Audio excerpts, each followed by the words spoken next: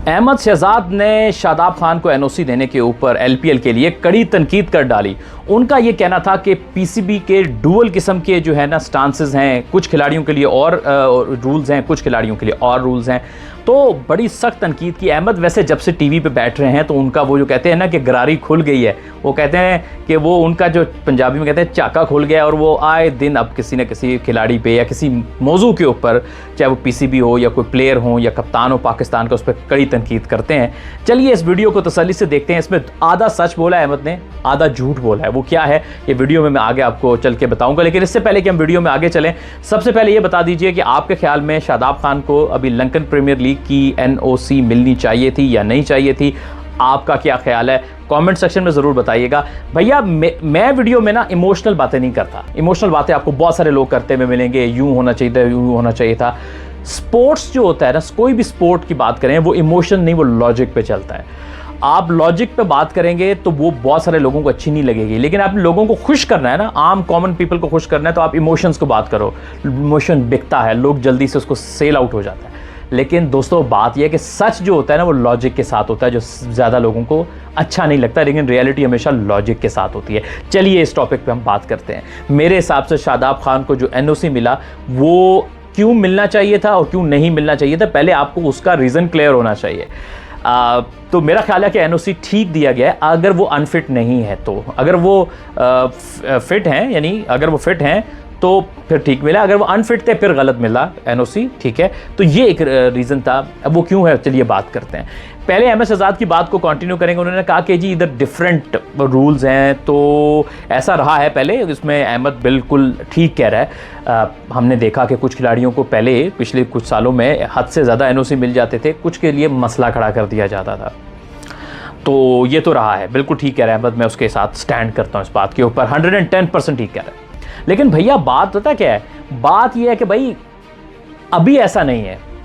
अभी जो एनओसी की पॉलिसी बन रही है, पहले एक बनाई पॉलिसी कि भाई 2 मिलेंगी, वो भी गलत है। आप दे ही नहीं सकते, आप फिक्स कर ही नहीं सकते एनओसी, क्योंकि कुछ लीग्स में आपको अपने प्लेयर को रिलीज करना है, क्योंकि आपके डिफरेंट क्रिकेट बोर्ड्स के साथ ताल्लुकात बनाने हैं। क्योंकि आप अपना प्लेयर रिलीज करोगे, वो पीएसएल में अपना प्लेयर छोड़ेंगे।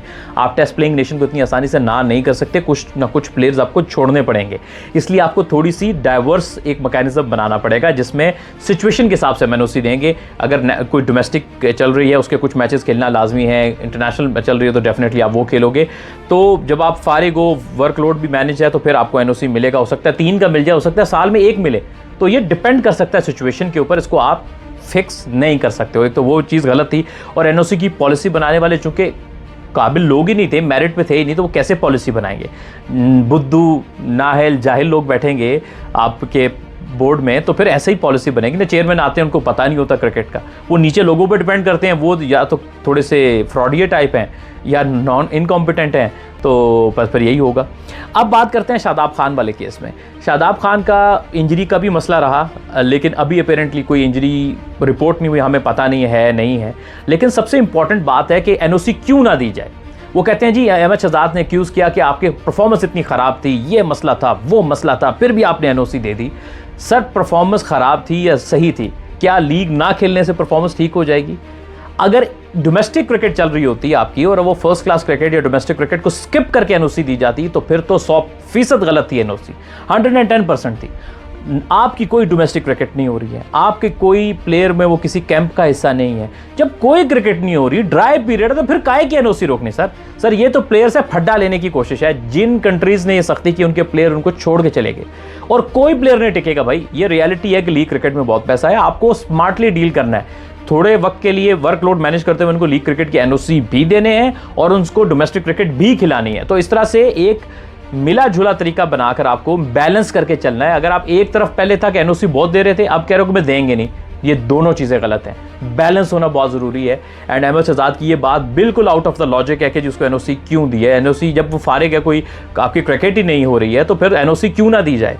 ठीक है, तो बहरहाल ये है कि जब वो एनओसी के बाद आए, तो भैया फिर उसका फिटनेस टेस्ट करें, उसका वर्कलोड करें। आपने हर 3 महीने बाद एक फिटनेस टेस्ट रखा हुआ है, और अगर वो अनफिट हो किसी भी वजह से, तो जब तक उसका रीहैब मुकम्मल शादाब का ना हो जाए या किसी और प्लेयर का, तब तक आपने उसको कोई क्रिकेट नहीं खेलने देनी। ये एक लॉजिक सही रीज़न है, ठीक है। तो पहले ये प्रूफ तो हो ना क्योंकि पहले क्या रिपोर्ट आती रही कि शादाब को बीच में रिहैब पूरे नहीं होते रहे, इसलिए वो बीच बीच में इंजर्ड वापस होता रहा। शायद उसका बहुत ज़्यादा उसकी परफॉर्मेंस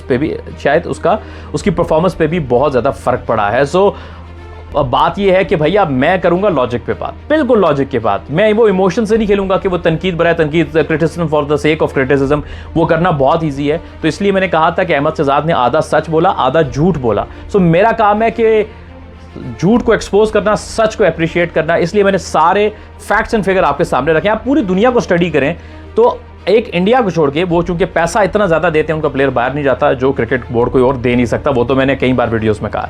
उसके अलावा हर क्रिकेट बोर्ड अपने प्लेयर्स को रिलीज़ करता है। आप न्यूजीलैंड को देखो, उनको आधे आधे अपने प्लेयर छोड़ने पड़ गए। वो अब इंग्लैंड के प्लेयर बीच में अपनी सीरीज़ को मिस कर देते हैं आईपीएल की वजह से। तो पैसा बहुत है ना, आप नहीं रोक सकते प्लेयर्स को। सो क्रिकेट बोर्ड्स ने घुटने टेक दिए क्योंकि समझदार हैं, वरना वो रिटायरमेंट ले लेंगे।